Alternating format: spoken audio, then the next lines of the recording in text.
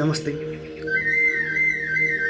देशमा विभिन्न किसिमकाहरू घटनाहरूको छानबिन भइरहेको बेलामा अहिले नेपाली एमालेका अध्यक्ष केपी शर्मा ओली र नेपाली काङ्ग्रेसका रमेश लेखकलाई जुन त्यो बेलाका प्रधानमन्त्री र गृहमन्त्रीलाई समातेर त्यसको छानबिन कार्य अगाडि बढिसकेको छ र यो चाहिँ कस्तो खालको देखिन्छ भने एकपक्षीय रूपमा मात्रै छानबिन भएको जस्तो देखिन्छ।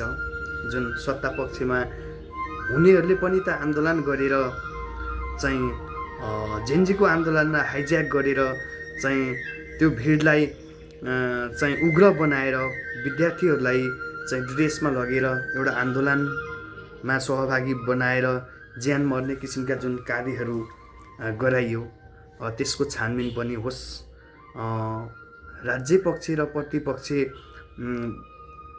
भनेर के अरे राजनीतिक हस्तक्षेप नगरियोस्, दुई पक्षकै छानबिन होस्, देशका अमूल्य सम्पत्तिहरू जलाएर नष्ट बनाउनेहरूको पनि छानबिन होस् र जुन नेपाल का सुरक्षाकर्मीहरूलाई जुन कुटी मारेको घटनाहरू पनि हामीले देखिरहेका छौँ, त्यसको पनि छानबिन होस्।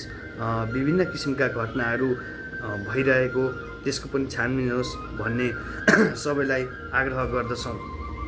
र एउटा कुरा, सत्ता पक्षमा रहने र प्रतिपक्षमा रहने भन्ने यो लोकतान्त्रिक विधिमा दुईवटा चाहिँ हुन्छ।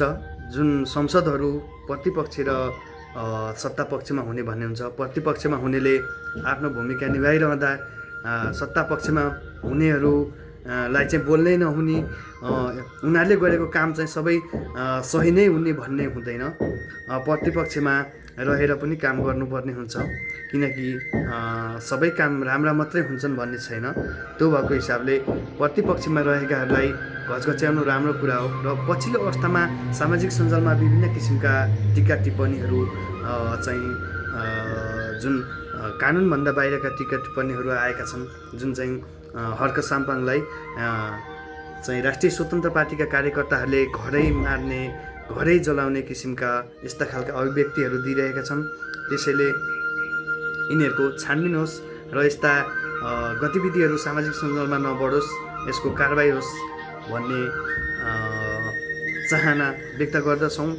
र सम्पूर्ण देश बनाउने व्यक्तिहरू सबै मिलेर अगाडि बढ्नुपर्छ, राम्रो काममा सबैलाई साथ दिनुपर्छ भन्ने सबैलाई अपेक्षा गर्दछु।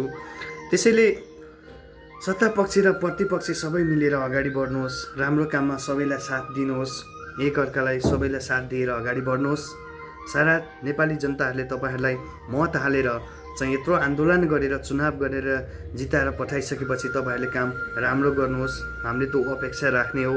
यदि राम्रो काम भएन भनेदेखि त्यसको मूल्याङ्कन फेरि जनताले राम्रोसँग गर्ने व्यवस्था यो लोकतान्त्रिक प्रणालीमा भएको हुनाले तपाईँहरू राम्रोसँग अगाडि बढ्नुहोस्, राजनीतिक प्रतिशोध नगर्नुहोस्, तपाईँहरूलाई देश सुदृढ बनाउने सुशासन र जनतालाई विकासका उन्मुखहरूतिर अगाडि बढाउनुहोस्। जुन तपाईँको नेपालबाट विभिन्न किसिमका घटनाहरू भइरहँदा त्यो घटनाहरूको निष्पक्ष रूपमा छानबिन गर्नुहोस्, त्यही नै हामी अपेक्षा गर्दछौँ। राजनीतिक प्रतिशोध नगरियोस्, त्यही नै अपेक्षा गर्दछौँ। र